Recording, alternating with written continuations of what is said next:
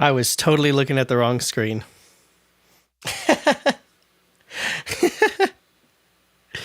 I had I have my preview open in OBS, and then I'm checking the live stream over here to make sure everything's running good. And I was staring at that. I was like, oh yeah, I got a minute. And then I realized, oh wait a second, it's over. It's probably just sitting there saying, let's have fun. And I hope we do have some fun. Welcome, welcome, welcome. This is the ThePhilipCast Live, because I've got no better name for it. That's probably the only thing I can think of at the moment to call these things. And if that's a cool name, I'll keep it. What's up, Katie? What's up, Breck? Hope y'all are having a great weekend.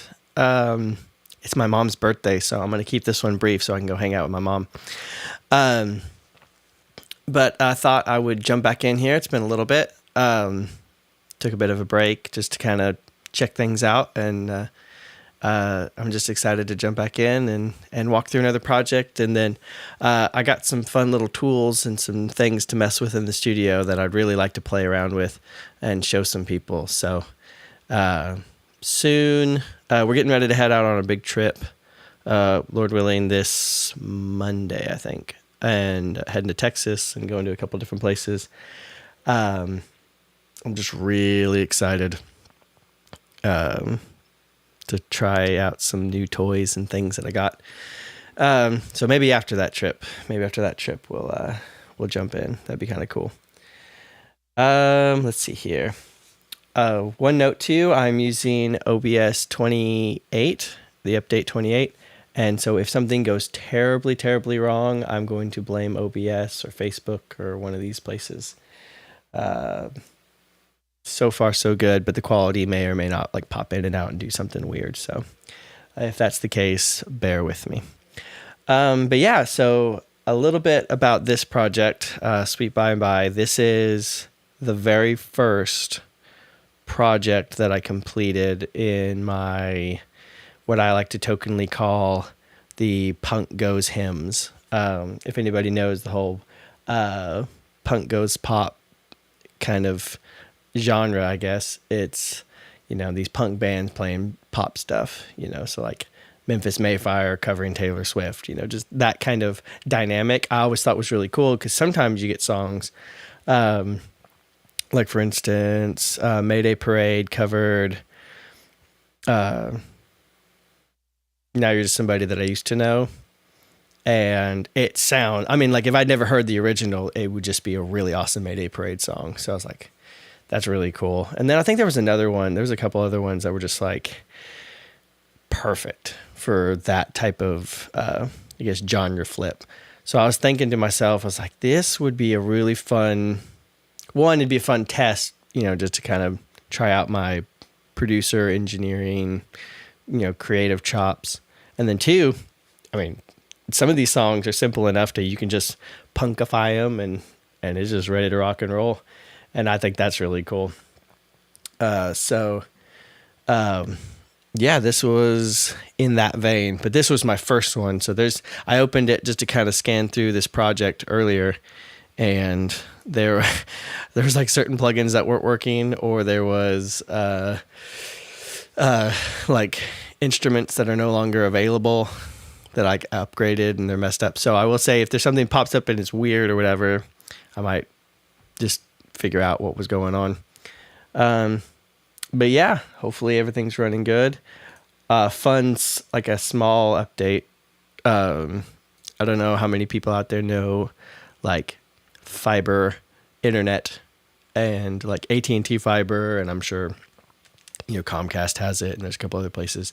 But right now we have Xfinity Comcast, and hopefully we saw some guys out a couple weeks ago on our street putting up cable, and my dad went and asked them what they were doing, and they said, we're laying down some cables for some really fast internet. And I was like, oh, what is it? And they were AT&T guys, and I think they were laying AT&T fiber. So hopefully within the next, handful of weeks, maybe, the guy said maybe early next year, on our street we should have AT&T fiber, which is relatively, cost effective. It's pretty pretty mellow in its cost. But the cool thing about it, because it's fiber, it has really fast download speeds for streaming, and like Netflix and YouTube and stuff like that. You can stream pretty fast stuff, like high quality stuff. And upload speed is identical. And so right now I think we have like 350 megabits download, but only 10 upload. So that's why this is like such a difficult thing to do on this internet, because it didn't have the capabilities of doing that. And it's the ability to upload what I'm sending to the internet and the quality I want to do it at. But fiber has 360 megabits download and upload, which is insane. I mean, that's a number I couldn't comprehend. And so hopefully within the near future, I'll have that, and that way I can really crank up the quality of these streams. I thought that'd be pretty cool. You got it.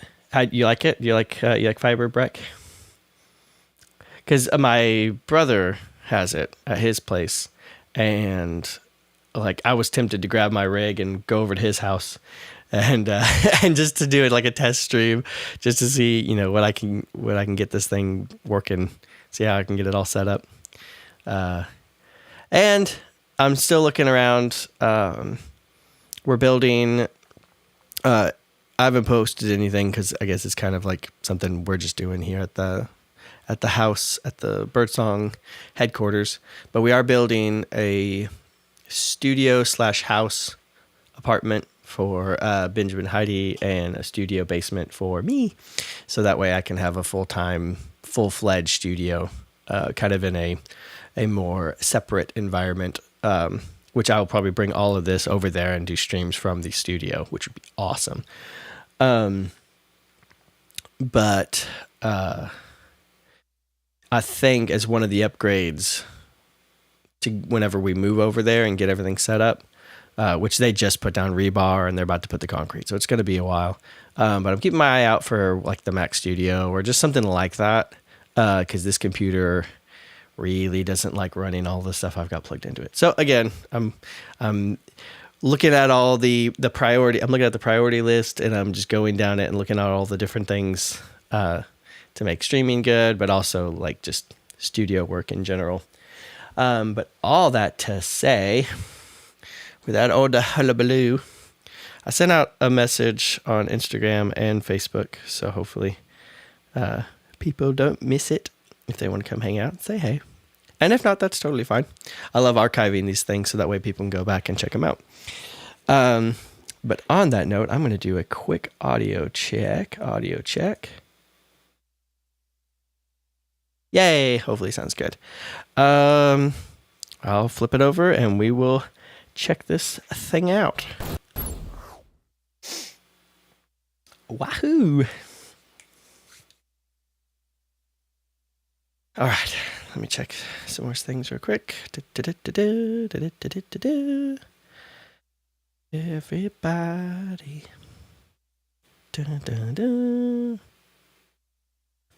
Just want to make sure it's all leveled and good. Yeah, I like that. I adjusted a few things so that way I'm like in the corner better. So yeah, this is the project. It's smaller, I think, than the other one, because I built this first, and mainly I was approaching the concept of how I built this out in the more Reliant K, all-time low, like simple, just rock, drums, bass, guitar. The Reliant K influence was this piano that I threw in here. Where's the piano? It's right here. So little piano moments here and there. But yeah, I'm gonna try to get into sort of like the groove or whatever. So I'm going to hit play. Hopefully this will work. Tell me if it needs to go up or down in the volume, and then I will adjust it likewise accordingly and all that good stuff. I'm still working on words. Words are difficult, so bear with me on words. But yeah, this is my rendition of The Sweet By and By. There's a land that is fairer than day, and by faith we can see it afar. For the Father waits over the way to prepare us a dwelling place there. In the sweet by and by, we shall meet on that beautiful shore. In the sweet by and by, we shall meet on that beautiful shore. To our bountiful Father above, we will offer our tribute of praise for the glorious gift of His love and the blessings that hallow our days. In the sweet by and by, we shall meet on that beautiful shore. In the sweet by and by, we shall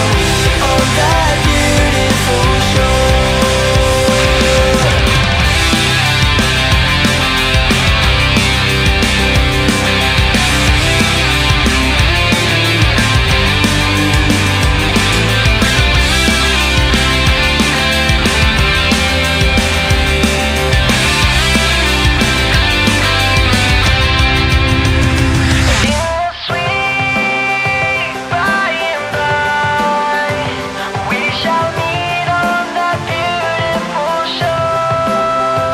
In the sweet by and by, we shall meet on that beautiful shore. In the sweet by and by, we shall meet on that beautiful shore. In the sweet by and by, we shall meet on that beautiful shore.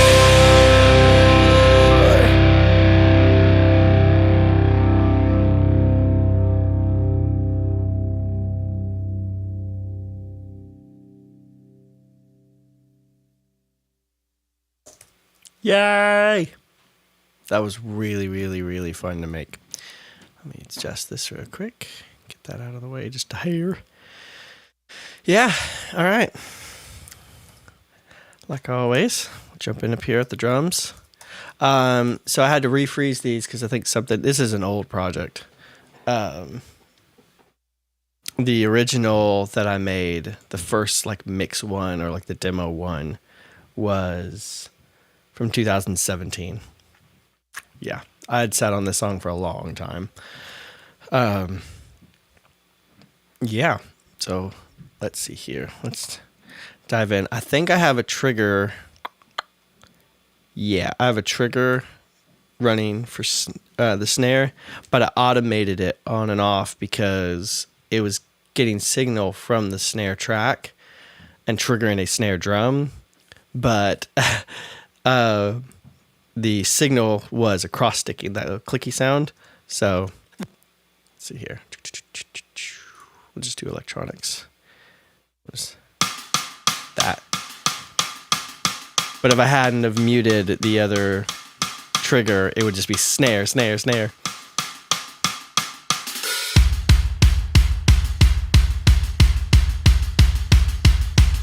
I also muted one of the far rooms, so that way the drums just felt really close in that kind of opener.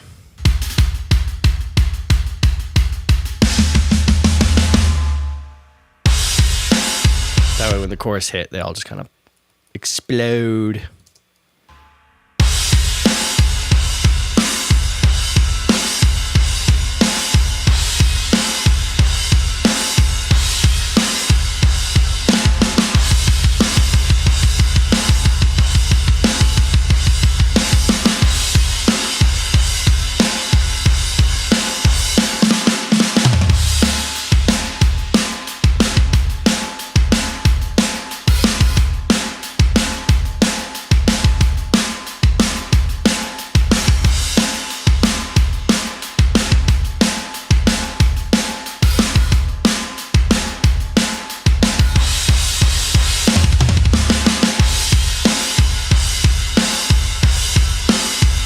So that's SSD 5. I have 5.5, which was an update that added some one-shots and some other stuff. So this is, I don't even remember what kit this actually was.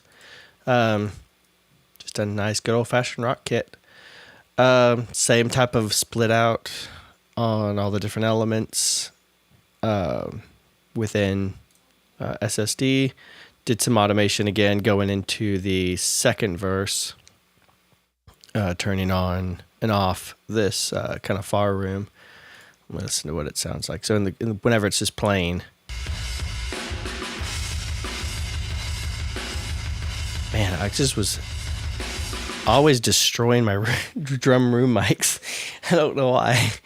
That was just the thing I did, I guess. Let's see here. Yeah, so then it would just turn off. And then just tighten up with like the overheads.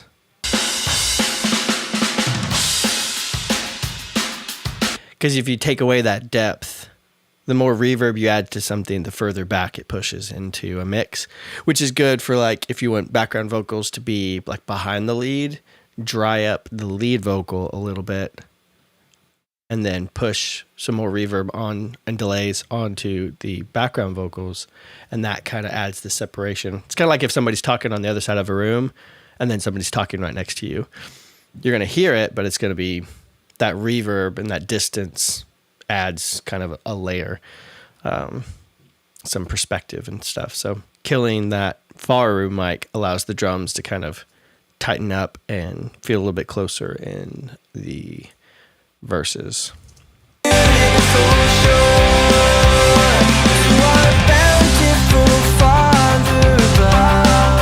It's minimal, but just enough to where it separates itself from the chorus as being kind of bombastic and crazy. It's always fun to dig through these old projects and see how crazy my routing and stuff was. I think I kept everything about the same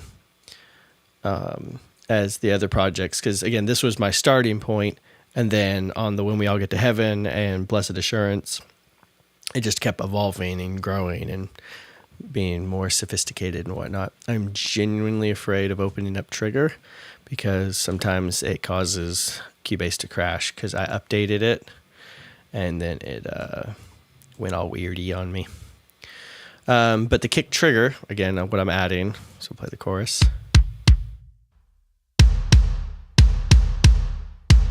I'll do the kick group here.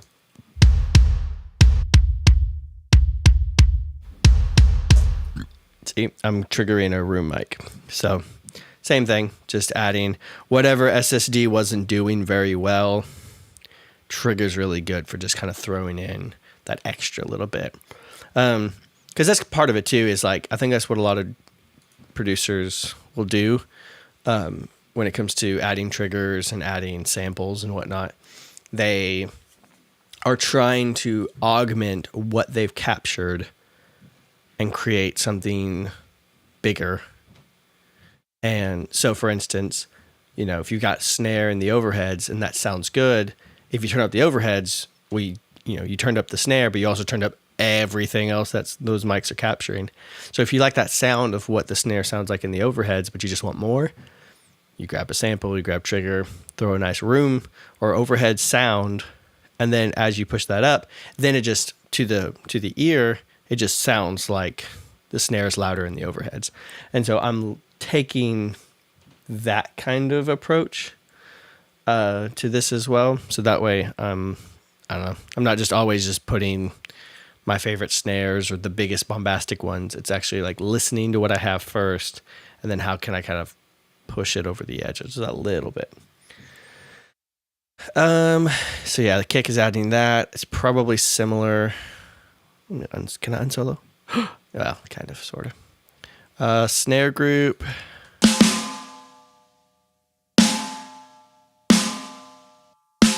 Same thing. So listen to kind of the ambience and overhead.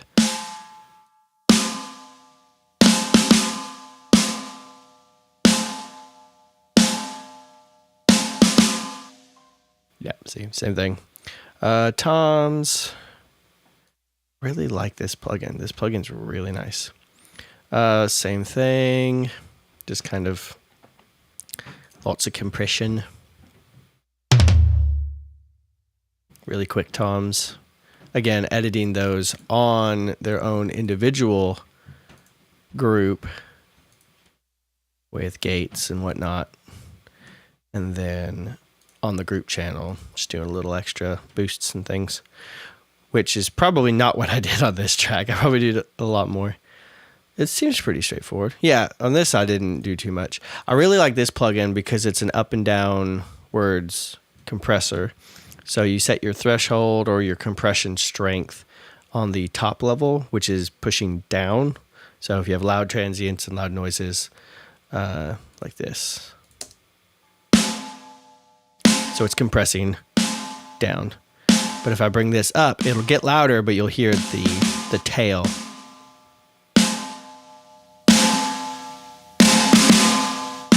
See?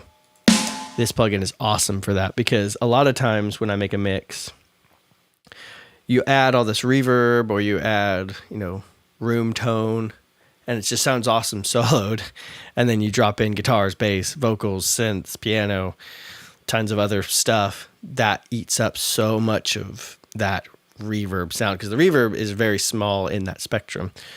And so your snares go from this boom, boom to peh, peh, peh, because that at the end, that tail is just gone with how loud and how crazy everything is. So plugins like this really help in that if I'm listening to the chorus, say like this. In the sweet by The snare is just very pop, pop. So if I want to, it'll probably get louder, but in the sweet by and by, we shall meet on that beautiful shore. In the sweet by and by, we shall meet on that beautiful. it's not just slamming it down, it's pushing that tail up. And I get a little bit more of this kind of bah, bah, like it's a little bit more explosive sounding. Sounds like a sheep. Bah, bah. So far so good. How's everything going? Everything's going good. I'm just scared to death every time I do this. Or see these things pop up and I'm just like, ooh. Cool. So yeah, drums, parallel. What was I doing here? Lots of thumpy thump parallel. Let me listen to that, see what it sounds like. I probably should link parallel. That's probably the issue. Let me not link parallel.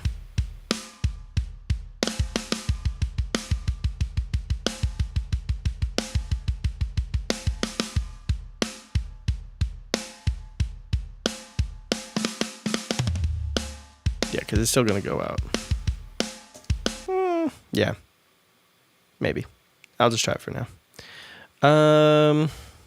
Smash. Smash.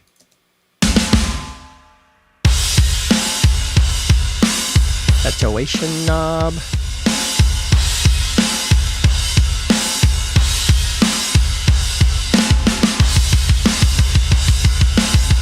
This saturation type is kind of like a high and low pass for the detection circuit for distorting. So if I say keep low, it'll do a high pass, allowing only the higher frequencies to pass into the saturation circuit. So that way, say if you listen to the kick drum, it's got that crunchy kind of guts to it, which sounds good, especially if you're just doing a smasher. But if I had this on a mix bus and I wanted just a little bit of saturation, I can say keep low, and now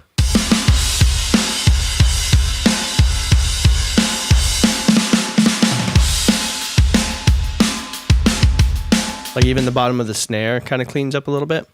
But of course I wanted some craziness. But also I can say keep high and it won't saturate the high end.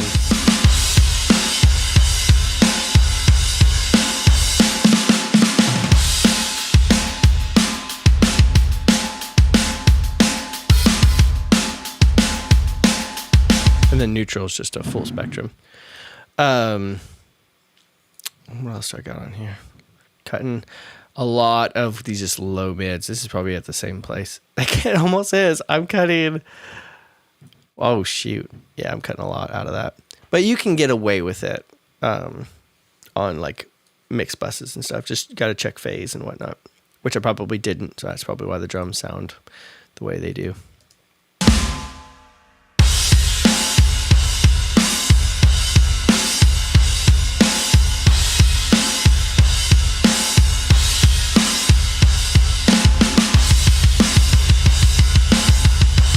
Just slamming them. But then again, mixing it in. So. In the sweet by and by, we shall meet on that beautiful shore. Just adds a lot.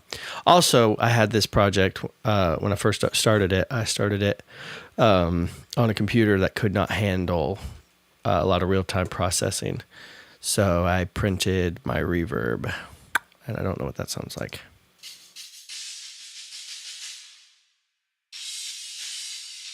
Genuinely don't even know what this is.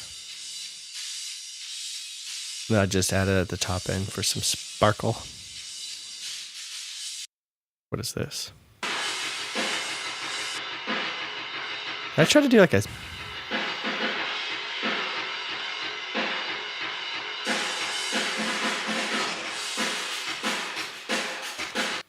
I don't know what possessed me to do that. That's weird. Yeah, so I slammed all the drums down to my mix bus thingy way down here. This is weird. Okay, so I have just the normal drums.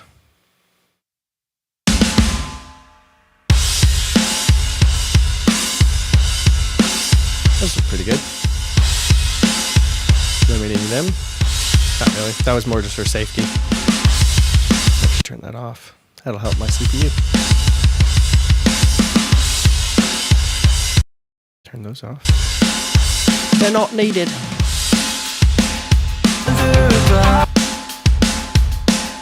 I don't know what these are. Effects is probably like reverbs and maybe parallel. And then I threw all of those into their own mix bus. We will offer our tribute of praise for the glorious gift of His love and the blessings that hallow our days in the sweet by and Yeah, I'm always having trouble with toms like way hitting hard on my compressors. They, I don't know, they're just really heavy, and that low kind of doom sound really just pushes it over the edge on compressors and stuff. So probably should have cleaned that up before it hit the all drums bus. And then one of the things I had to change was I think I got SSD5 for the main drums, and then started like changing the drums up and making them all fit and work and be awesome. Check this. Nice. But then this loop was SSD 4 or something else, and it wasn't even working. So I had to actually just loaded up a drum kit and in the hopes that it would work. So this is kind of that down chorus drum loop.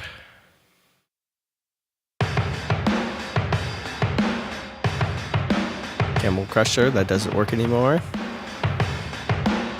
Or distortion.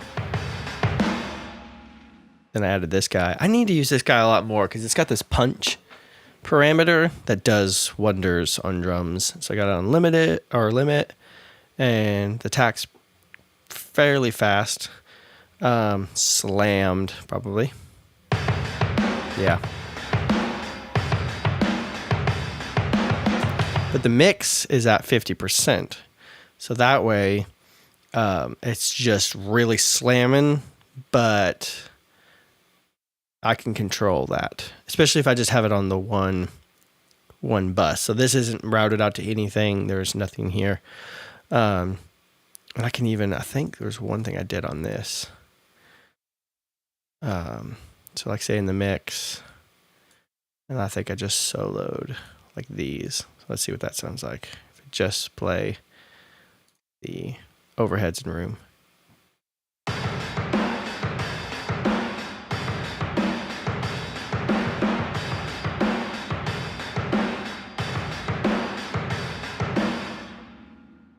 probably what it actually would have been on the original.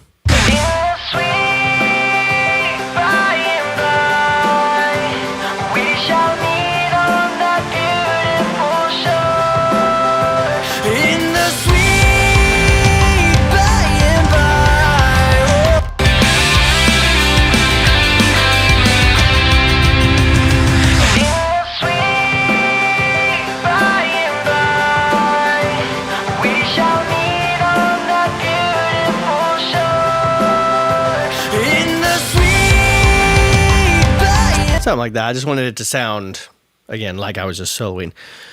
I don't know why I put a different kit on there. I probably could have just soloed these and did it, But again, I was just creating something different and wanted to just kind of create a loop and not do anything crazy with it. This is being sent to the all bus, so I guess it's not really getting slammed by the drum. It's not affecting the drum bus at all.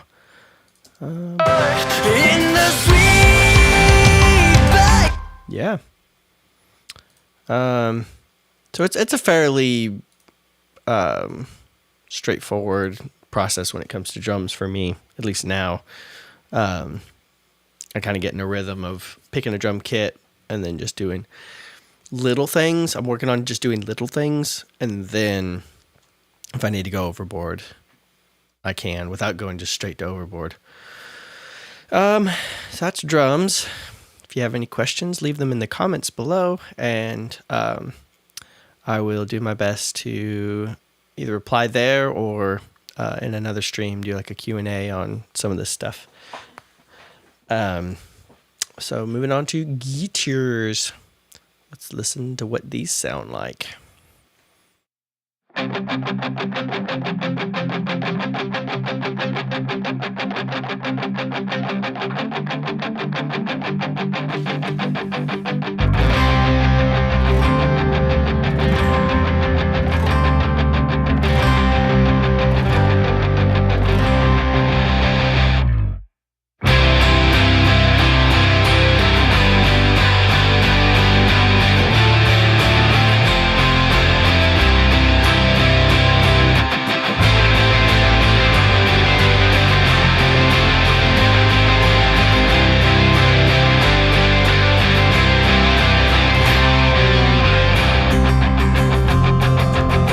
All right, let's walk through those. I got a rhythm bus just to slam out the rhythm elements and kind of split them apart. That's one thing that's fun to do is, even though I have them kind of stemmed out, if you have like your rhythms to a bus and kind of to one fader, you can automate that one fader, so that's good. But also I think I have a limiter here that is set to where when both guitars come in, it doesn't go over the top. This is probably doing nothing though. That's kind of funny because I'm doing processing on the individuals in their own right. So this is the guitar I started out with.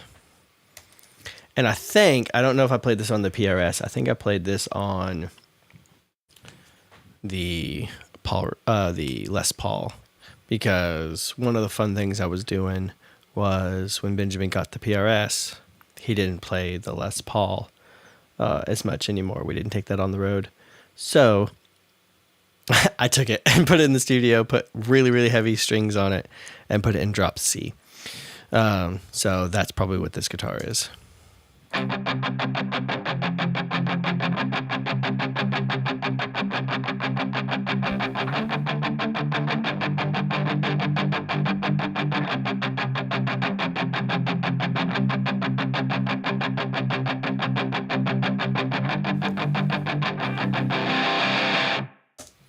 Also recorded in, I think, I hid where I had new guitars, which I think are the heavies that I played, these little dubs here.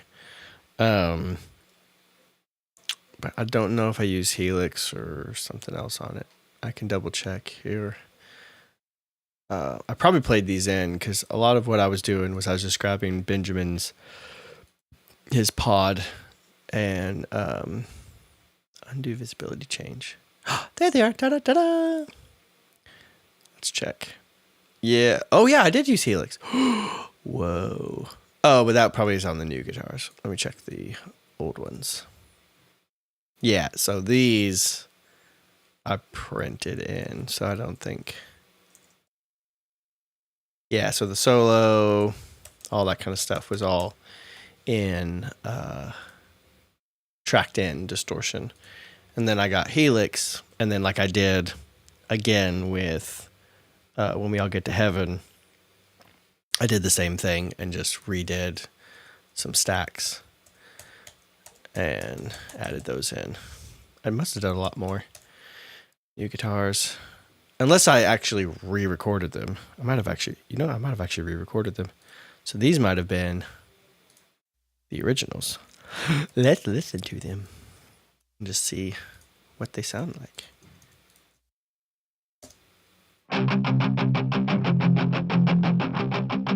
Yeah, see, those aren't the same.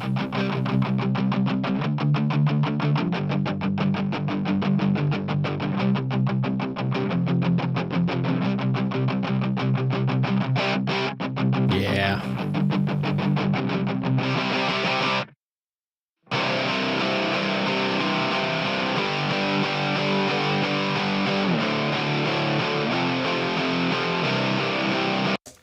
Yeah, so I don't think I actually kept those. Yeah, so I think I played all of this in the demo, came back whenever I got the new drum sound, and then did the guitars new, and with the new guitars, came in and did these. Let me pop this open and see what it sounds like.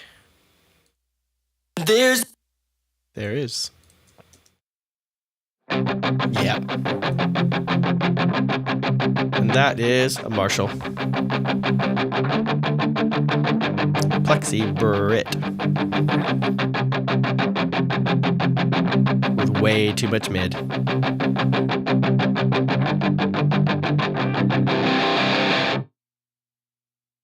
Yeah. So again, with the computer I had back then, I couldn't run this stuff in real time, so I was just printing, which is good too, even if you have a great computer, just for the sake of getting through a project and not having tons of stuff to kind of like go. If you don't give yourself the way of going back and tweaking something 1,000 times, you move forward onto something else. So I think once I got all this set and I knew I had the arrangement and I knew I had everything kind of edited, then I just ended up printing it down here. So that's what this guitar is. It's the same thing with some EQ, bad EQ. Maybe. I don't know.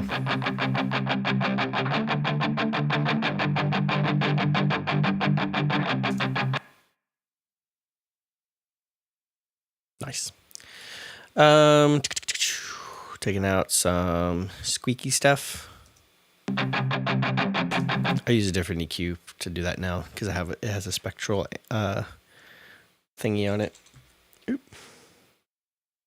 Got a message. Cool. So yeah, that's rhythms, chorus. Now this probably would have worked unless I'm compressing. I'm not compressing. Yeah, so like I said in the other stream, for When We All Get to Heaven, I was doing these little boosts, and all I was doing was just boosting into a limiter or boosting into a compressor, which was just further compressing what was going on.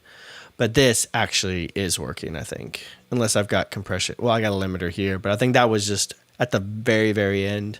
I just didn't want it to go like clip or do anything crazy because I stacked so many guitar parts. But this should actually get louder.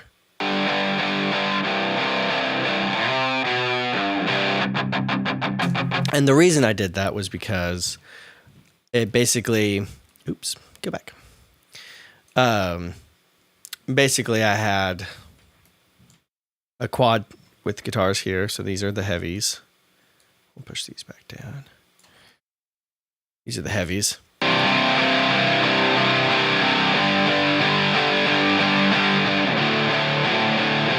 And those are taking up space. They're taking up room, that type of thing. So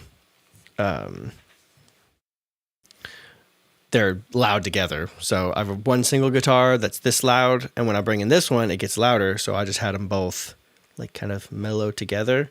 And then whenever this one goes away, I just turn this one back up, so that way it didn't feel like the guitars just disappeared. So going into the next chorus, I wanted them to stay up front, but it was just that single left and right guitar. Octaves.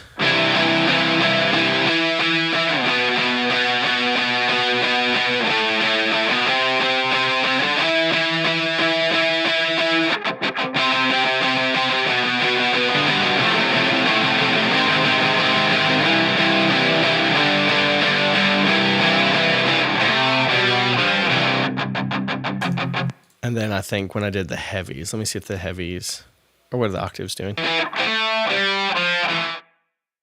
Yeah, so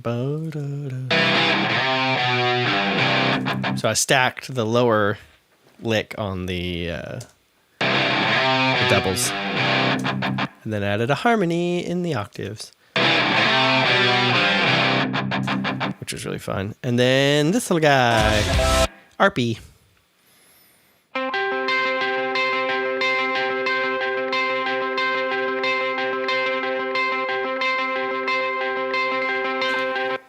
He sounds pretty cool in the mix with everybody. With everybody hanging out.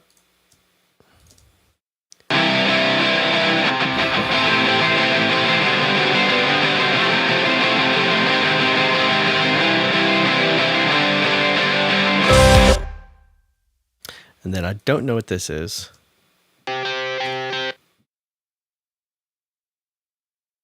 Oh, so this would just be like a drone guitar.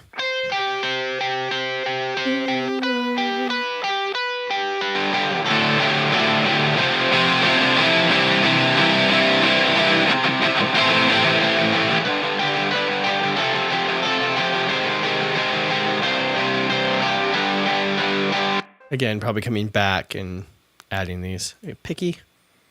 That was one of my favorites because it just has this.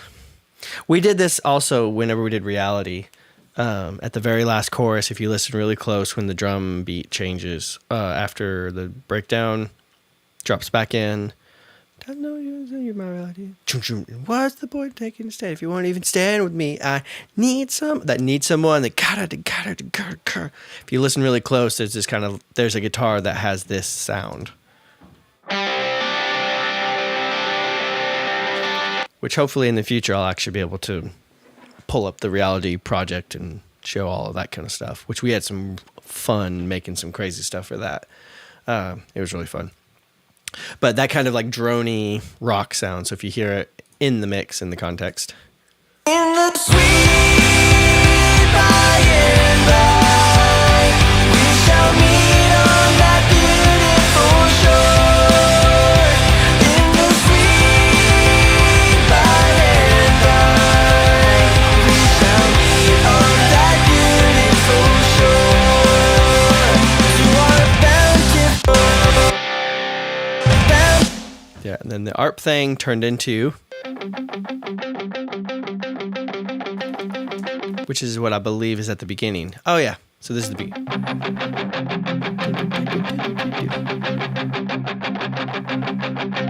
And then I believe these are strums.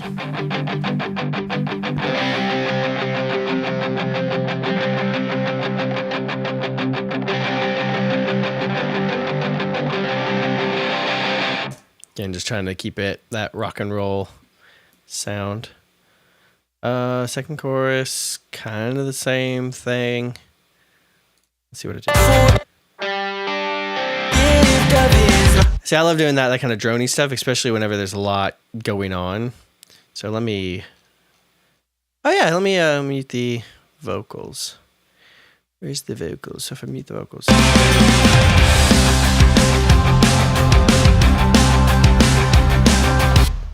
Okay, hold on.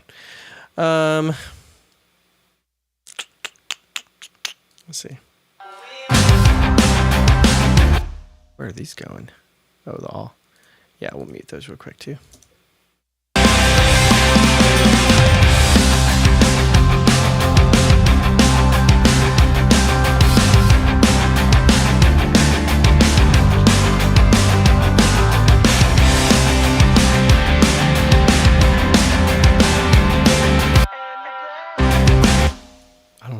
down there, I guess. I'll bring it up to hang out with these guys. And mute them as well. Oh yeah, sorry. Again, one more time.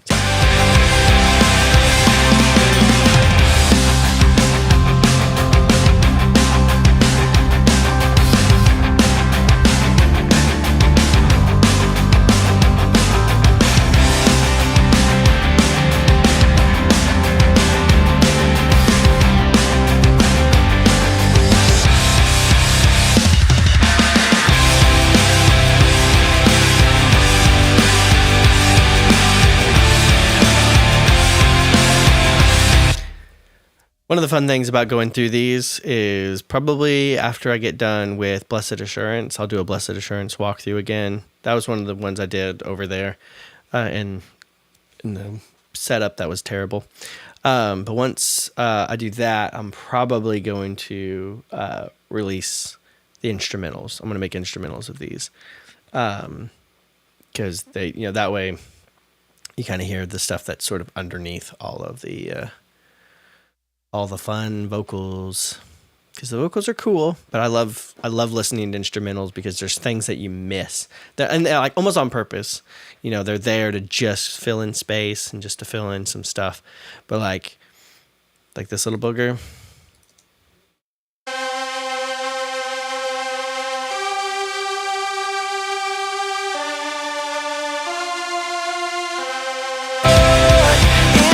It's just just there to make a sound. Let's see. Continue with guitars. Oh, the guitar solo. Got the solo here. Let me see if I actually doubled it up. Probably just printed it.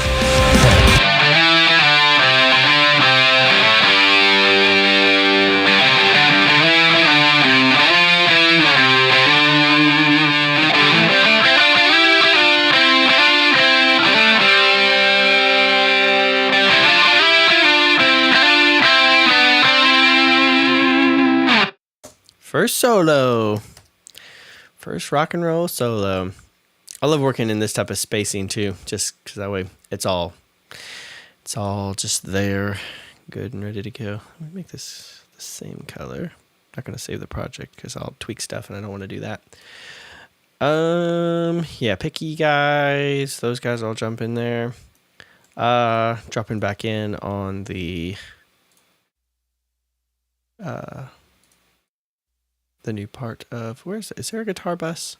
I do have a guitar bus. And there's some stuff on that. Let me push that down and see what this sounds like in the guitar bus.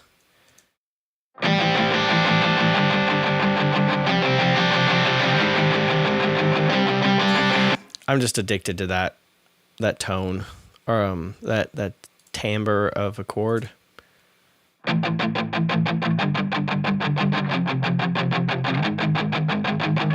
I love it.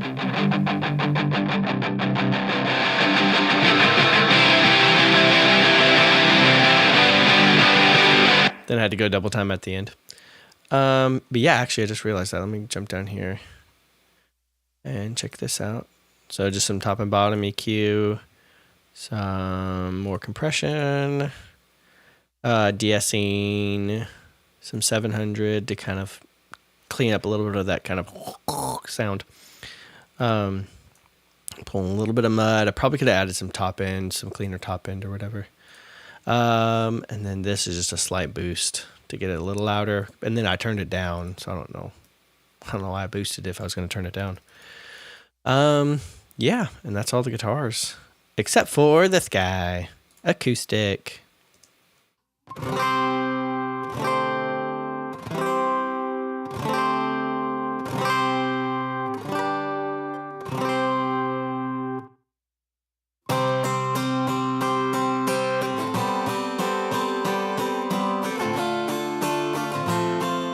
Got a little bit of a doubler on him.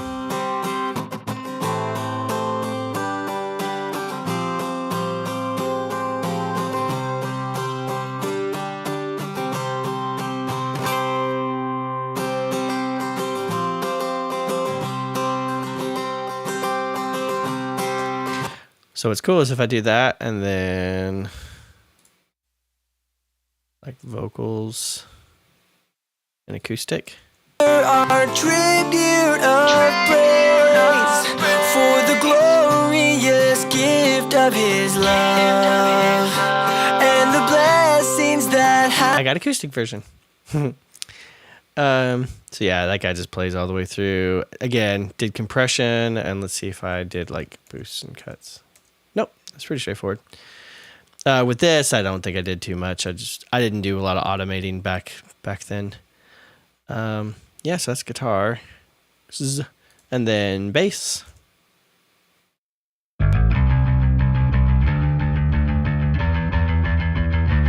Great plugin to get bass to just be a square wave.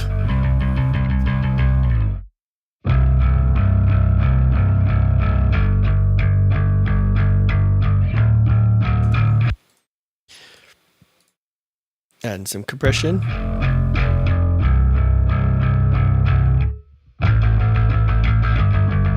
Lots of top end. Doing that trick where you boost in where you're cutting. So I'm cutting down to 10K. Probably could go lower. Let's go down to 8. But then I'm boosting like up at like 12 a lot. And what that does is it just kind of like as it's cutting, it's sort of just lifting in that range to add that brightness, but you're still like, it's like tempering it down, which is pretty cool.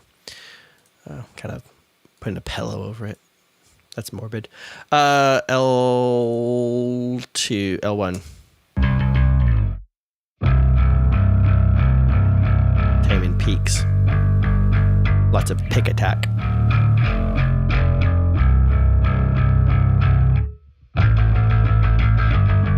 Just keeps it from jumping out of the speakers, which is good because I wanted to kind of keep it underneath all the other stuff. in place there in the sweet by and by we shall meet on that. Sweet. All right. Again, if you have any questions or want to see something more about that, leave it in the comments below and I will respond. I'll do my best to respond. All right, moving on to keyboards and piano. Not much, just some dynamic stuff. So this is where the Reliant K influence kind of kicked in. I love this little ARP piano. I gotta get out of here. I've been stuck inside this rut that I fell. Be my escape. Reliant K. It's that kind of thing. Same thing in the choruses. It's all the same. East-West piano. I'm glad I froze this. It's when you freeze something in Cubase, again, it creates a kind of a placeholder wave file that plays. So it's not playing the MIDI, it's playing the wave file. If I unfroze this, I'd probably lose this piano because we don't have East-West anymore. So that's the power of freezing stuff. Piano again over here. When it broke down, again, I wanted that radio, small, kind of very frequency tunneled kind of sound. And so why not have a honky-tonk out of tune grand or upright?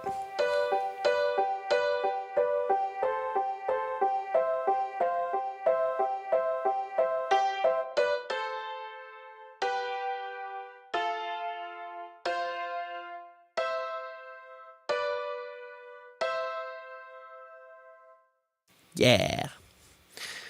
And then, yeah, so that with these here.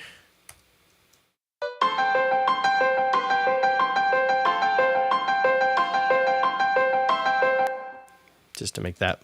The sweet by and by, oh, we shall meet on that beautiful shore. Yay! And then I got a synth that buzzes, and it's probably massive and just being a buzz saw.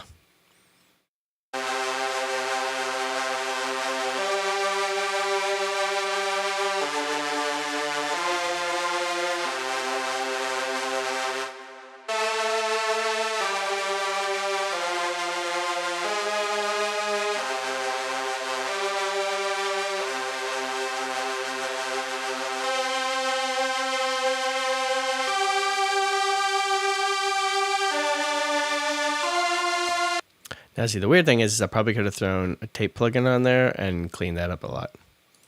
And it would have sounded better. Maybe. But yeah, that guy is just creating some harmonics in the background. Sweet by and by, we shall meet on that beautiful shore. In the sweet by and by. Oh. Again, he's not supposed to be noticed, so I'm surprised he's that loud in the mix. I'll bring him down just a hair. Probably what I would have done is had that and then another ARP or something that's like dotted, like or something else going on, just to add even more tension and stuff. But yeah, no, that's synths.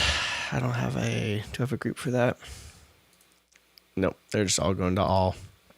All was, again, that just kind of catch-all bus that I was messing with.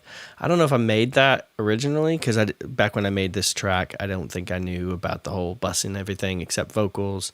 So I probably went back through this project and did that without changing too much of what I had already put in. Tambourine. Let's see here. Yeah, so those are all the synths and pianos. Tambourine.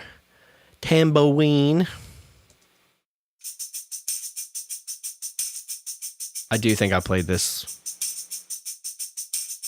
because you can tell how bad it is. It sounds terrible and out of time.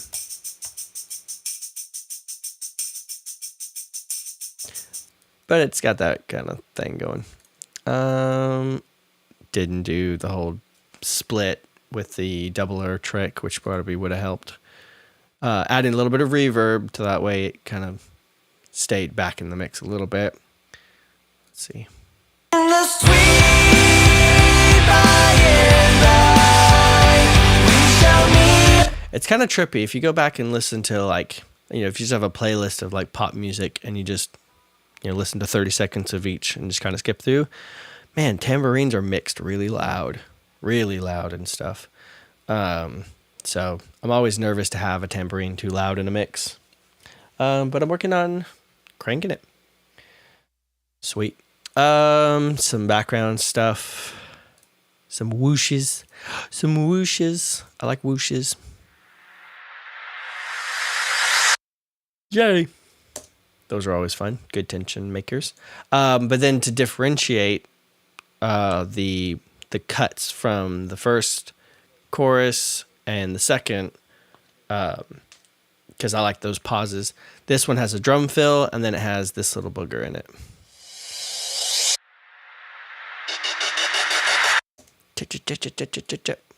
Which is this little guy here.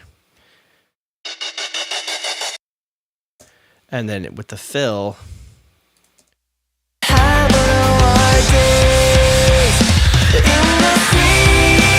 just adds that fun little building of tension. And then what's cool is I took the reverse cymbal and moved it up because it kind of goes into those hits. Bam, bam, bam.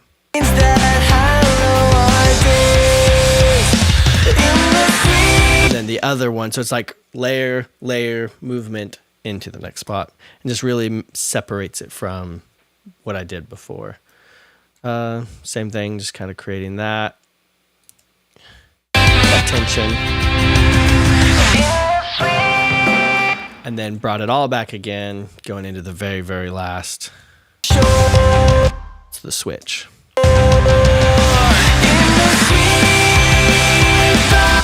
Yay. So that's tambo and percussions. Vocals. I am genuinely surprised I didn't print these vocals. But again, here's the comp. It's kind of new. Wait. New. I don't know why it says new. I don't know if I just re-sang it or something. I don't know. I didn't sing it as much there. I just did a couple here. So let's listen to the vocals. There's a land that is fairer than day, and by faith we can see it afar. For the Father waits over the way to prepare us a dwelling place there. In the sweet by and by, we shall meet on that beautiful shore. In the sweet by and by, we shall meet on that beautiful shore. I loved singing this song, but like recording it was hard because sometimes you have to think about what you actually want it to sound like. And in the time, I was just enjoying recording and not as much of the, I didn't know as much about actually like editing vocals and timing them. So what I would do now is I'd leave this the way it is. And then in Cubase, you can create a duplicate version. And then I would select and I would bounce or render that in place. And by doing that, I'd still have the edit, which I could go back to. And if I wanted to change a word or make something up or down or do whatever, usually with this, I can watch like a compressor and see how hard it's hitting on certain words. There's a land that is fairer than day, and by faith we can see it afar. For the Father waits over the way to prepare us a dwelling place there. In the sweet, there's a land that is fairer than day. So the plosives and kind of those spikes, because it is very dynamic. It's coming down and going up. There's a land that is fairer than day. And it comes down, and that's just kind of very soft. And you can even see it in the waveform. Just kind of these plosives and things.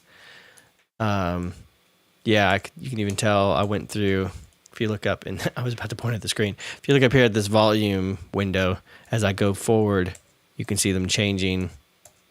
So what I did to really fight against how bad, my mic technique or dynamics were, I just went through in any spot that was either too loud or too quiet and was just boosting it through. Or turning it, I was thinking I might have turned down like breaths and stuff as well. But then that way it's like compression, like automating the volume compression style, within the actual waveform before it hits a limiter and then before it hits other compression. So I was really, really, really trying to get the drums and vocals and guitars and everything to just be rock solid. So that way, if I needed to move anything around, I could. But the vocals, I definitely didn't want them to be like dropping down and disappearing. But this is also probably before I learned of parallel compression for vocals, which is really good. So I'll probably do that later. I might have had that on a different track. So let's listen to this again. There's a land that is fairer than day. Lots of top end, cutting some lows, chopping out some of this. If instead of doing this kind of extreme of cuts in these areas, and especially if it's just tonal, that's fine. But I use Soothe to kind of clean up muddy resonances in my voice. It's very resonant-y when I sing. And I like to have Soothe go in and it moves with that resonance. So as I sing higher and lower, that resonance peak, it just kind of keeps it under control. Then I can boost or cut for tone and shaping and whatnot. I think, again, I duplicated this and did a echo. Above, we will offer our So this plugin's really fun. I don't use it nearly as much as I used to back then, but it's got this solo button.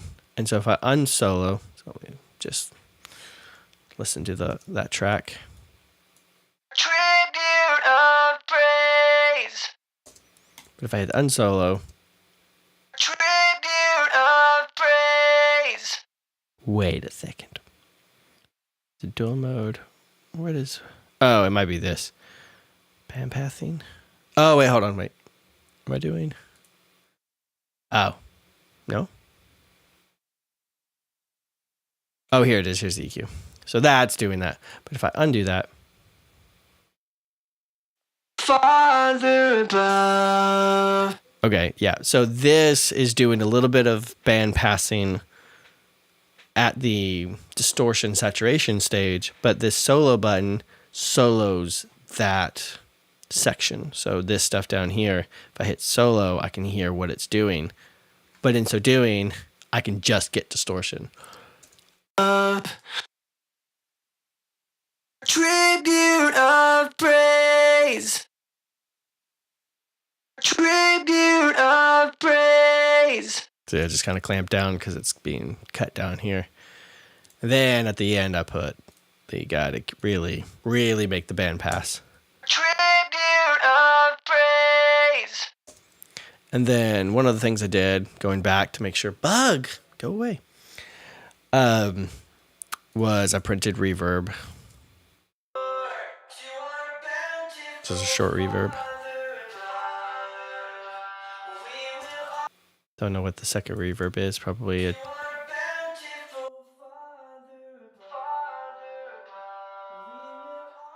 something else. And then a delay.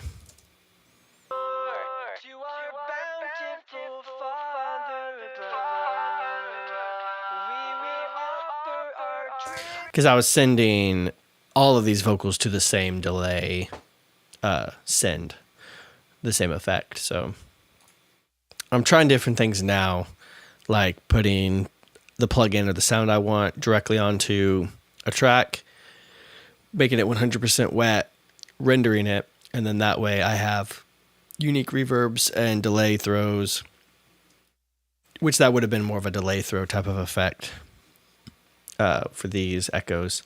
I would have done those separately. So again, looking back and seeing all the stuff that I'm learning and still learning about production it's really fun.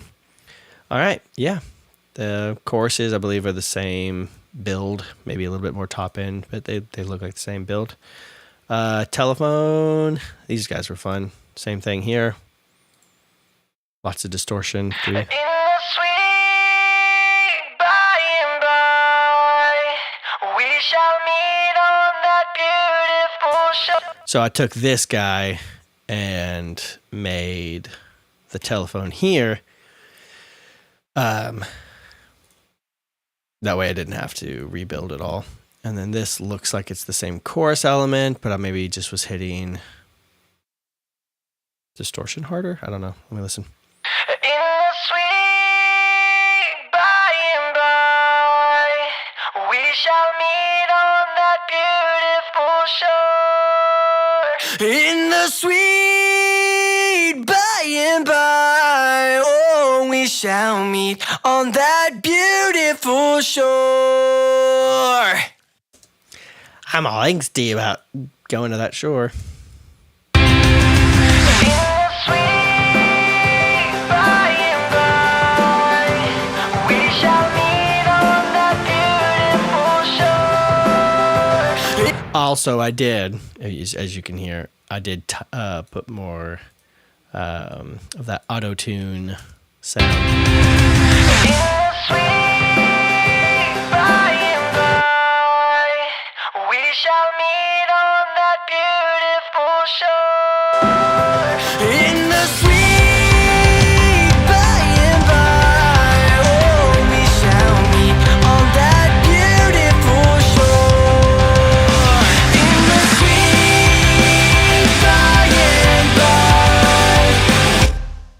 Again, first kind of run at that type of production. Yeah, bass. I think I just added low bass, some sub.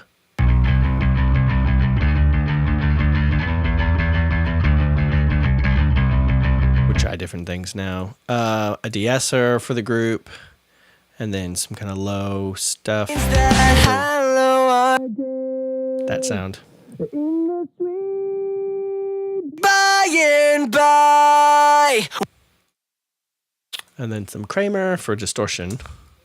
we shall meet on that beautiful shore. In the sweet by. Does something really cool to transients. It just mellows them out, and it does this little tiny scoop because of, I don't know, it's something with the EQ or tape. I'm not 100% sure, but whenever I put it in, it just has this little scoop at the bottom. That sounds really cool. Then I got my group, everything. Oh man, what in the world's going on here? Just a little cut at the low mids. I probably wouldn't do this as much now just because I know how thin I can make vocals without even knowing it. More de-essing for some reason. Days in the sweet. See, again, I wouldn't do this if I had Soothe. Soothe would de-ess and do all of that in one sitting, which is really good. It would do all the vocal resonance. It would do the de-essing. It would create all those harsh, it would just eliminate all those harsh frequencies, and then I would just EQ. So I don't really de-ess anymore, unless I absolutely have to. Again, this is really good for vocals to bring up whenever the drops, and you get the emotion, and it's like almost like a side. It's not side chain because it's on here, but it's just an automation almost. By and by, And what's nice is where I have it set is whenever the vocals are all going, it doesn't compress as much because there's tons of volume. But as soon as the vocals drop, so let me see here. that beautiful shore, to our bountiful Father above. If there's a single vocal, it'll just grab that one vocal. Some more mellow. But some of that's good to have, and I was just being crazy. Tribute of praise for the I have like 3 de-essers on that vocal track. That's insane. glorious gift of His love and the blessings that hallow our days.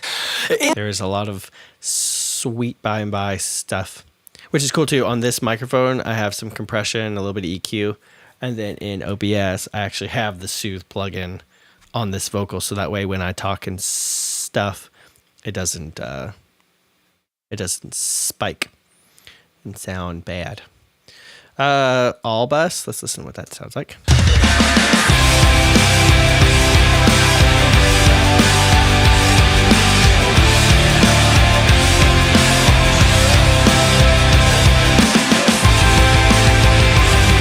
Yeah, so this was the trick where I went back and cut all the lead vocals and everything out of the main bus to get them to where that compression isn't affecting the vocal. The limiter's on there for safety. Oh, it does a little bit over. Again, I'd probably put a clipper or something on there to not have it go over. I have a doubler, guitar room. On that beautiful shore. What in the world is this thing? Super tap? This is genuinely surprising. What in the world? Shall meet on that beautiful shore. Wow.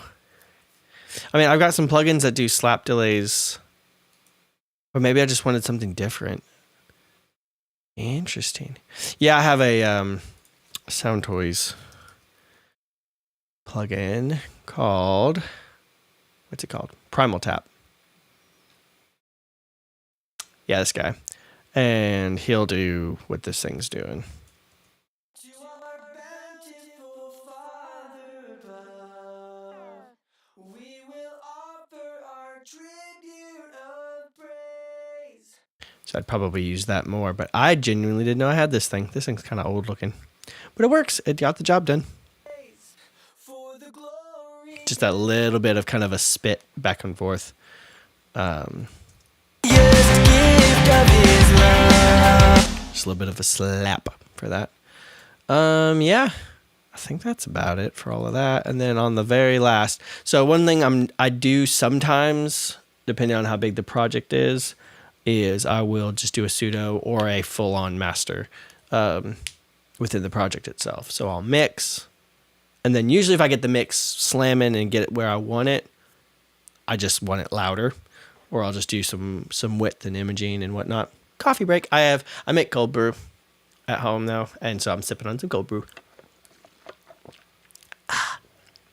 So yeah, this would be just kind of a build of my master chain for this song. I don't remember if I did anything else with it, so I might have just left it like this. We will offer our tribute of praise for the glorious gift. So again, I have this on, but it won't do anything because I have the threshold all the way down. So unless I hit this really hard, it may not do anything. But again, I was doing it for tone. Gift of his love and the blessings that hallow our days. In the sweet by and by, we shall meet on that beautiful shore. In the sweet. And then in Ozone, got some dynamics.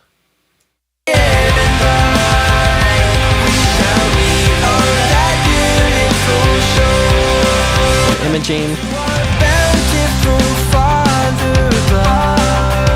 Tape exciter, I think. Wanted a lot of low end.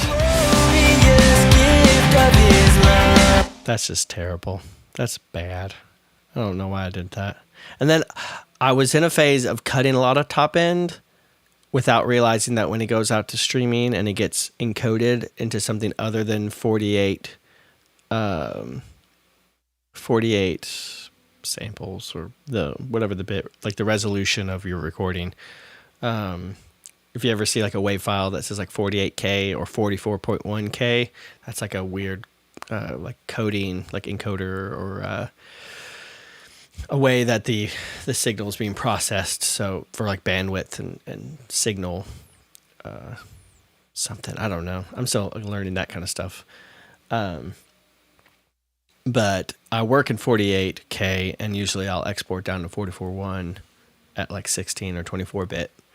But in so doing, it will cut down a lot of that top end, especially if you pull up an analyzer and play an MP3. There's nothing. There's like almost a sharp cutoff right at like 15K, just because it won't process. The MP3s won't do that. So it automatically cuts down the track. So I was doing that beforehand, and then it would get cut again, and it would just make it mellow. So I don't know what I was doing here.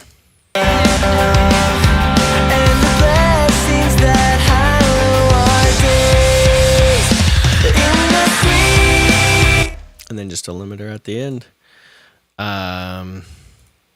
Put it on crisp.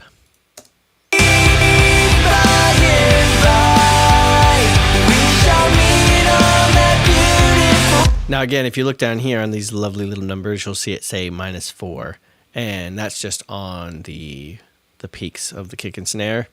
Usually before this, to get a lot more level, I would again put the standard clip, push it to where it's clipping the transients, and then the limiter here doesn't have to do it.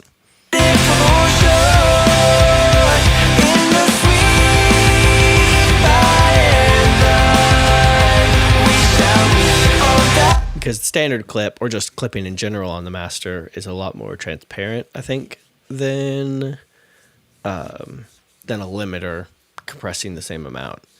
Because it's almost like taking scissors and cutting the transients off versus compressing them. Because right here, that compression is affecting the vocal. So everything that I tried to avoid by sending the vocals just to the master bus, it's getting compressed here that way. Versus if the vocal was flat, but I have all these spikes from the kick and snare, I can just cut those off with a clipper, and then I don't have to compress as much. And I can still get volume without it compressing the vocal. So yeah, that's pretty much it. That's all I got for this bad boy. I made this a long time ago, and I've learned a lot. But it's always fun to go back and look at just some of the different things that I was doing and just kind of where my brain was in, I don't know, just the production back then. Just kind of learning as I go. But yeah, I don't know how long the stream was. I started just like after 2:30, so yeah, it's a little bit over an hour. hopefully this was a little shorter than the other one. There was a lot more in the When We All Get to Heaven project. This one was pretty straightforward, very rock and roll, straight down the middle. But yeah, no, this was really fun. I enjoy this so much. So yeah, like and subscribe and leave a comment if you want to. And then let me know if these are helpful. If you have any questions, let me know. And if you want to, let me know like when is a good time to like when you're free and you watch live streams. Because I did this one earlier in the day because I know it's Saturday, but it's the weekend on a holiday weekend, so I know a lot of people are doing stuff. So just let me know if this works out for y'all. And again, it's archived. I've got it at a playlist. But I think if you're subscribed and you hit that little bell icon, it gives you a notification. So that way, if I do my little pre-live thing, it'll let you know. And I'll post on socials as well. So links are in the description for my music. You can hear these on Spotify and anywhere where you stream music. And my band, The Bird Songs, are on there as well. Check out our website and listen to some other fun music there. And then my Instagram, so that way, you know, I don't post on there nearly as much as I used to because I would take pictures of trees all the time. I was like, look at this tree in black and white. I miss the old days of Instagram. Man, that's all it was. It was really interesting. So, slight tangent. Instagram came out. I remember the time it came out. And I didn't have an iPhone. So I didn't have internet. I just had an iPod Touch with Wi-Fi. And so I was taking pictures, editing them, and then wait until I got to Wi-Fi to post them. But back then, the catchphrase, the line, the slogan of Instagram was, you get a 1x1 picture. You couldn't upload. You couldn't add photos. You had to take the picture in real time, snap the picture, edit it the way you wanted to, and then post it. That was it. You couldn't take a picture and then add it to your camera roll and then upload it later. Like it was trying to capture the moment. Instagram, like taking a picture, almost like a Polaroid. Like that's what it was. It was like a digital Polaroid. So if you scroll way back into my Instagram, man, all those were just pictures of trees and like water and stuff. And, but that's what it was. So nowadays, I mean, there's sponsor stuff, there's ads, there's just literally like probably over 1 billion people on Instagram, and it's just insane. So mine is a very terrible, I manage mine terribly. But if you want to go over there and check it out, feel free. I also post little things here and there on that. If I look back. Yeah, I know. It's again, like I was doing for most of this, is just looking at the way I was processing drums and how I process them now, and like the way my ear hears old mixes, and try to figure out like, okay, I liked that, why, and that kind of stuff. It's really fun.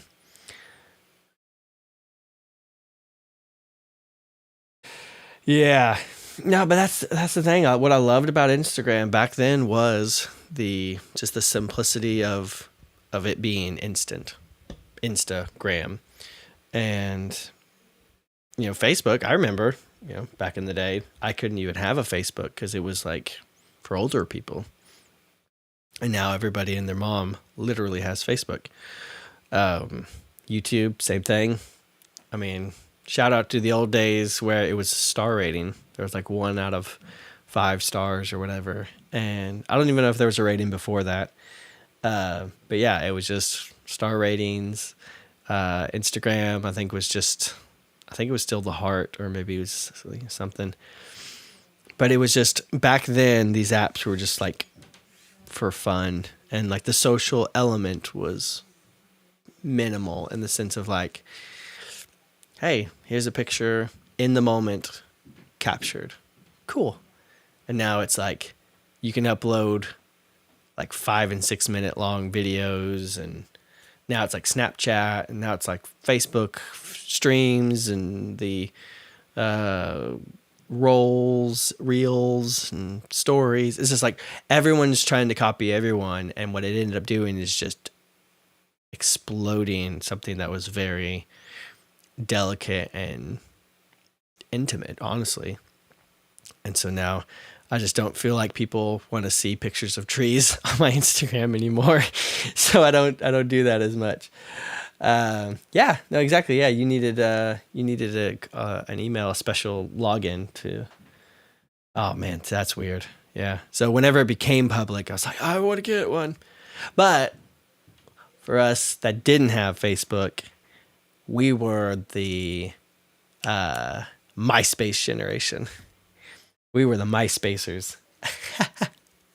That was awesome. Gosh, I think I actually did fully delete my MySpace just because I didn't care what was on it. It was just terrible, so I just got rid of it. But yeah, so there's a couple links down there if you want to go check out some of those socials and whatnot. I'm here on YouTube every now and again. This is easier than actually like editing a video. But I do have a bunch of stuff from like snowboarding up in Michigan, and I'm going to probably upload some drum cam videos. I got to grab the audio from our live front of house laptop. We have a track in to record our live performances now, so we can go back and listen to them. I might grab some of those, so that way I have a really high quality audio of my terrible drumming and drum solos and whatnot. So, I don't even know what Friendster is though. See, I barely tapped into all that kind of stuff. Just at the end of or just before like kind of the social networking stuff exploded, because it was MySpace, Facebook, I guess Friendster, and then I don't even think there was anything else. I guess Snapchat was around for a while. But I never got nor will ever get a Snapchat. But yeah, I got to the point where I was just juggling like Twitter. Like I don't have Twitter anymore. Deleted that. It's gone. Just because again, 140 characters texting out stuff to now full on. I mean, it's just a full on website with, you can put whatever you want in it now. Like, cause I remember it was 140 characters. And then there was called a Twitter Longer like app that you could double the character count, but it would be like a link. So you had to click the link to look at the longer post. It's like they created this box that they wanted to. It was like Instagram, hey, it's a 1x1 picture, and that's what you get. Oh, well, okay, now you can do like a 4x3. Now you can do 16x9. And now you can do, it was just like they created this box to make something special and unique and have this niche. And then they just exploded it to just, again, be mainstream and put it out where the people who didn't like its unique elements, I don't know, they just changed it all. I don't know what I was saying. I forgot what I was saying. But anywho, yeah.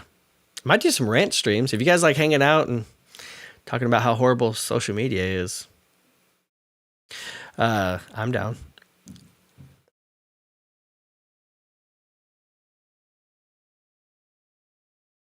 Yeah. See, that's why I cut Twitter out is, what I could say. Well, I guess the main reason I cut Twitter for plenty of different reasons. One, it was just, I just didn't upkeep it. I didn't do anything. But I had Instagram, Facebook, Twitter, I don't know, maybe something else. But what I did, and this was something that kind of like, I don't know why, it's because it sort of undercuts everything that these individual companies are doing. But now that like Facebook owns Instagram and Google owns YouTube and Twitter's owned by somebody.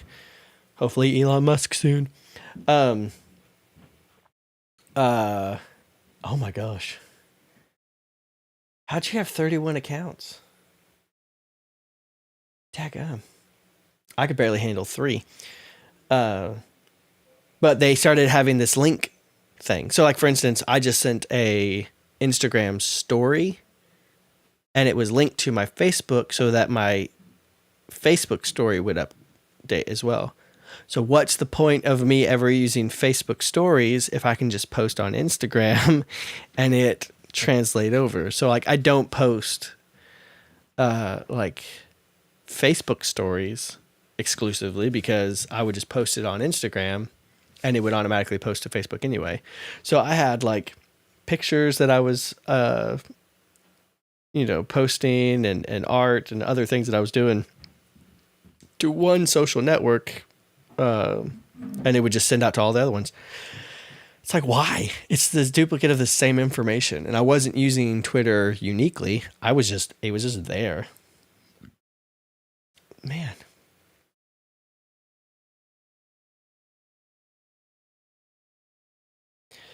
Yeah, see, it's like another thing too is like I had Facebook for so long and it sort of blew up and everyone was like, let's be friends on Facebook. But I like wasn't friends in real life with anybody. So like I have like over 2,000 or 3,000 friends on Facebook, but I'm not even kidding. I see more advertisements and sponsored posts more than I see any of my actual friends like feed and stuff. And I think that's what bothers me the most is everyone's chasing that dollar. Everyone's trying to make a buck. And in so doing, you ruin what you created. It's just like, I really miss actually seeing what I followed, the friends that I made and what they were doing, But it's weird though, because like I post on Facebook something and it like won't get seen at all. And then I'll post something else with maybe a hashtag or something else, and it'll get over 100 likes and comments and stuff. So I don't know like what people are seeing. So maybe if it's a link or not a link. So part of what I did today was that is a test to see, by posting on Instagram or posting somewhere else, what like the response. So like I've been streaming for a while. And like, I don't think there's like really any response to what I posted on Facebook. Yeah. So that was 2 hours ago I posted and there's nothing there. But I don't know if it's because it's a link. I don't know. But on Instagram, there was almost 60 people that saw the story. And let's see, will it show? Yeah. And then there's just a handful of Facebook people that saw it too. So it's just weird because like I guess sometimes the algorithm and stuff, they kind of pick and choose what they push. But back in the day, man, like you just posted something and it was there and people saw it and they gave it a thumbs up, or I guess whatever they had back then. I guess it was just a thumbs up. So yeah, I've cut it way back recently. So, but when we're out on tour, it's a lot easier to post stuff because it's kind of like life on the road, taking pictures and sharing memories in that way. So maybe I'll force myself to use Instagram that way, and maybe that will kind of reignite my enjoyment of said platform.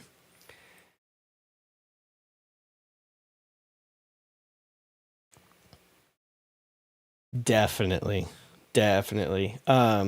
Like I'm only 30 years old, and I genuinely think that my social interactions, just in the short time that I've had social media the way that I do have it, the accessibility of having conversations and not having to go see somebody in person, that genuinely has affected me. Just in the short time that I've had it. because, nowadays you could just say, hey, I want to talk to my friend.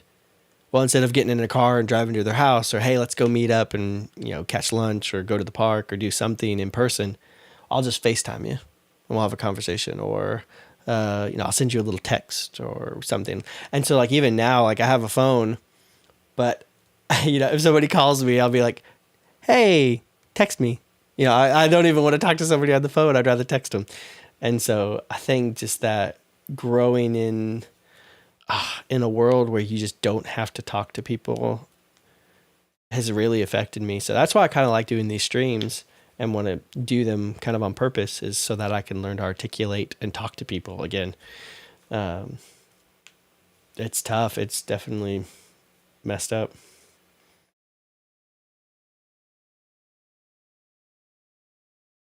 Yeah. See, that's the thing, is just sometimes it just doesn't, things just don't show up. I'll just get ads. I'll get sponsored posts. I just won't see what I'm actually, it's like Facebook, where you can connect with friends and connect with the world.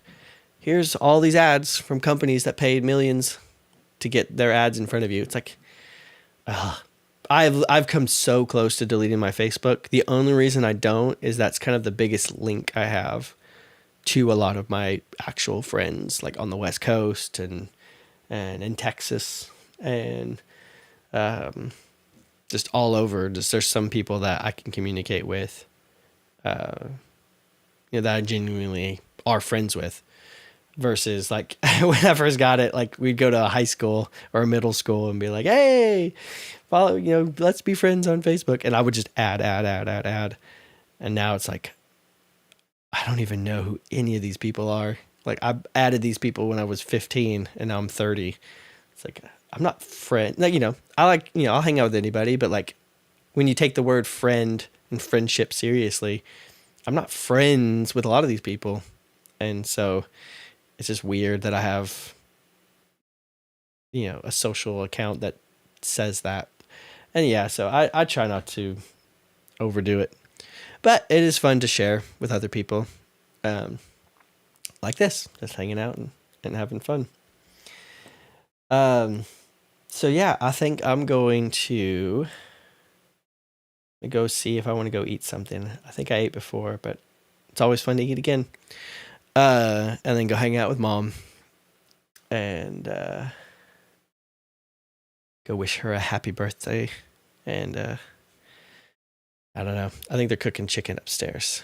And Colleen makes a mean baked chicken. She's got a good recipe going. So, but like the video. Oh wait, stream has become very interesting. Yeah, see, that's one thing too. Is like, for me, what I've always wanted in social media is that interaction, that kind of real time conversations, and commenting on things, and there was this sort of, all the way across the world I can communicate with somebody. And so with streaming, it's like, I think it really kicked up. Well, a lot of it was like gaming and stuff. And so a lot of people back in the day, yeah, they just, it was like gaming or that kind of stuff. But now it's just people stream and have a conversation with people, and they'll just hang out. So that's why I might turn this into in that way, is I love, creating music and messing with stuff, but I love just hanging out and just talking and having a good time, especially with people that like we only see, like, with you, Breck, man, we see you like, once or twice a year. And then it's just like, we have a couple hours of conversation, and then we hit the road, and it's just, a long time before we see y'all again. And so stuff like this is actually, I've had more conversations with you here than I have probably all year. So this is really cool. And Jordan, it's good to see you too, man. But yeah, so hopefully this will catch on for some people who just want to hang out, give them a space to chill and hang out. That'd be really fun. Yeah, man, I'm excited. Hopefully Benjamin and all of them are feeling good, and we can head down. Yeah, for sure. Yeah, it's good to know you, man. I will pass on the happy birthdays. Yeah, Dad's doing pretty good. He's working like crazy right now, trying to get the house studio built, getting all that laid out. So But you all have a great day, and I think it is Labor Day weekend. I always get Labor Day and Memorial Day mixed up because I don't look at the calendar very often. But I do believe it is Labor Day. So, y'all have a great Labor Day weekend. And yeah, hope y'all have fun. Stay safe out there. I'm going to go eat some chicken and hang out with my mom and my family and stuff. So, y'all have fun. God bless. And until next time, see ya.